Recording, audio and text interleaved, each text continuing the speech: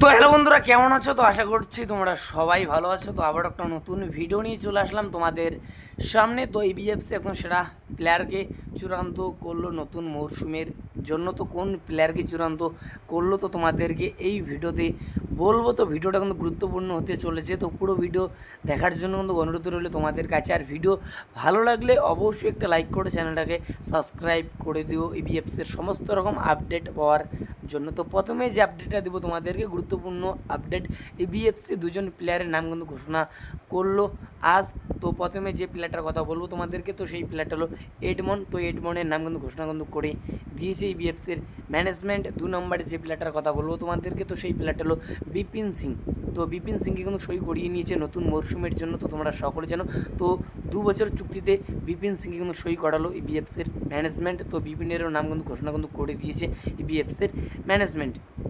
তো এরপরেই যে আপডেটটা দেবো তোমাদেরকে, গুরুত্বপূর্ণ আপডেট আশুতোষ মেহতাকে নিয়ে। তো আশুতোষ মেহতাকে তো তোমরা সকলেই জানো, যথেষ্ট ভালো মানের কিন্তু রাইট ব্যাক। তো এই প্লেয়ার কিন্তু দলে নিতে চেয়েছিল এবিএফসির ম্যানেজমেন্ট। তো তোমরা সকলেই জানো। তো এই মুহূর্তে যেটা আপডেট পাওয়া যাচ্ছে, তো জামশেদপুর এফসি এই প্লেয়ারের সঙ্গে আরও একটা বছর কিন্তু চুক্তি কিন্তু বাড়িয়ে নিয়েছে। 2026 সাল পর্যন্ত এই প্লেয়ারের সঙ্গে চুক্তি কিন্তু বাড়িয়ে নিয়েছে জামশেদপুর এফসি। তো নতুন মরশুমে জামশেদপুর এফসির জার্সি গায়ে আশুতোষ মেহতাকে কিন্তু খেলতে দেখতে পারবো।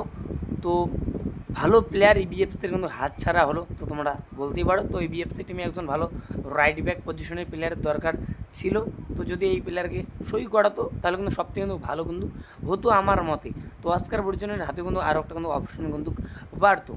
তো অবশেষে জামশেদপুর এফসি এই প্লেয়ারের সঙ্গে আরও একটা বছর কিন্তু চুক্তি কিন্তু বাড়িয়ে নিল। তো এরপরে যে আপডেটটা দেবো তোমাদেরকে, গুরুত্বপূর্ণ আপডেট জাভি হার্নান্ডেজকে নিয়ে। তো জাভি হার্নান্ডেজকে তো তোমরা সকলেই জানো, তো জামশেদপুর এফসি এই প্লেয়ার কিন্তু সেরে দিয়েছে।